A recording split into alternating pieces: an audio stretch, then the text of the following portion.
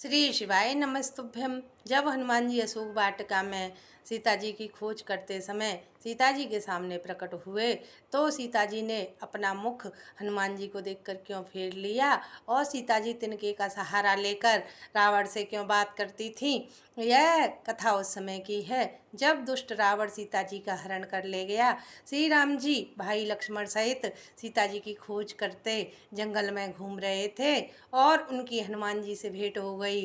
तब हनुमान जी ने श्री राम जी की सुग्रीव से मित्रता कराई। जब सीता जी की खोज में हनुमान जी को भेजा गया, जब हनुमान जी लंका पहुँचे और सीता जी की खोज करने लगे, तब हनुमान जी को लंका में सीता जी कहीं नहीं मिली। सीता जी की खोज करते समय हनुमान जी को एक घर दिखाई दिया जिस पर श्री राम जी के नाम के साथ धनुष बाण के चिन्ह थे।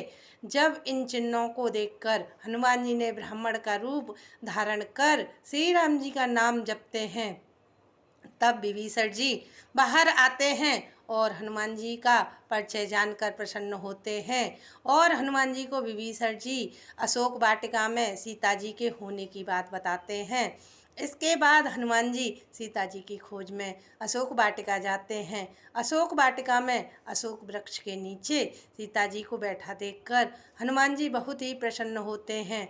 उसी समय दुष्ट रावण अशोक वाटिका में मन्नोदरी आदि पटरानियों के साथ आता है और हनुमान जी अशोक वृक्ष पर बैठ जाते हैं।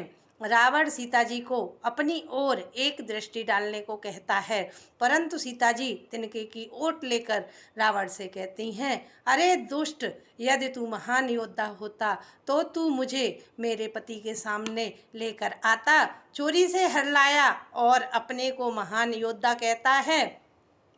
इस पर रावण को क्रोध आ जाता है और रावण सीता जी को मारने के लिए अपनी चंद्रहास नामक तलवार निकालता है। तब मंदोदरी रावण को रोक देती है। तब रावण सीता जी को 1 माह का समय देकर चला जाता है। अब हम आपको बताते हैं कि रावण सीता जी को अपनी ओर दृष्टि डालने को क्यों कहता है। यह बात तो हम सभी जानते हैं कि रावण परम ज्ञानी था और वह जानता था कि सीता जी परम सती हैं। यदि वे क्रोध करके रावण की ओर देख लेंगी तो रावण उसी समय जलकर भस्म हो जाएगा और ब्रह्मा जी का वरदान झूठा हो जाएगा। परंतु वह यह नहीं जान पाया कि सीता जी असली नहीं है बल्कि उनका प्रतिरूप है। सीता जी इसलिए रावण से तिनके का सहारा लेकर बात करती थी ताकि रावण को सीता जी का सच पता न चले। जब डरा धमका कर रावण चला गया तब सीता जी बहुत दुखी हुईं और सती होने के लिए अशोक वृक्ष से अंगारे मांगती हैं।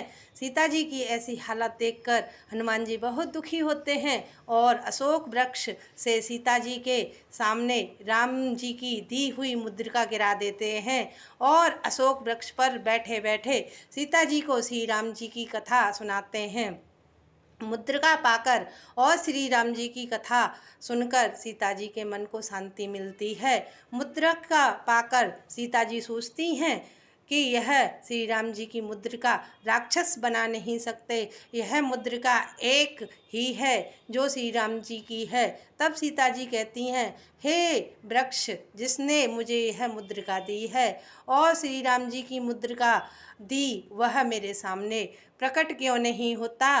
तब हनुमान जी अशोक वृक्ष से नीचे आकर सीता जी के सामने प्रकट होकर कहने लगे, रामदूत मैं मातु जानकी, सत्य शपथ करुणा निधान की। जब सीता जी ने वानर रूप हनुमान जी को देखा तो मुख फेर लिया। यह देखकर हनुमान जी को बड़ा दुख हुआ। अब हम आपको बताते हैं कि सीता जी ने हनुमान जी को देखकर अपना मुख क्यों फेर लिया। सीता जी को बचपन से ही बंदरों से डर लगता था। सीता जी चित्रों में बंदरों को देखकर डर जाती थीं। यह बात कौशल्या जी ने श्री राम जी से उस समय कही जब सीता जी श्री राम जी के साथ बन जाने को तैयार हो गईं कि जो सीता जी चित्रों में बंदरों को देखकर डर जाती हैं वे वन में कैसे रहेंगी। जब बंदर के रूप में हनुमान जी सीता जी के सामने पहुँचे तो सीता जी ने अपना मुख फेर लिया। जब हनुमान जी ने सीता जी के सामने कहा, हे माता, आपने अच्छा किया जो मुझे देखकर मुख फेर लिया, क्योंकि वानरों का मुख देखना अच्छा नहीं होता। परंतु मैं श्री राम जी की शपथ खाकर कहता हूँ कि मैं श्री राम जी का दूत हनुमान हूँ। और हे माँ, मैं आपको विश्वास दिलाने के लिए ही श्री राम जी की मुद्रिका लेकर आया हूँ। तब सीता जी ने हनुमान जी को बड़े प्यार से गोद में बिठा लिया और सारी कथा सुनने लगीं। अगर आपको मेरी यह वीडियो अच्छी लगे तो कृपया लाइक और कमेंट करना। जय सिया राम, जय हनुमान। अगर आपको मेरी पिछली वीडियो सुननी हो तो कृपया मेरी चैनल को सब्सक्राइब करें।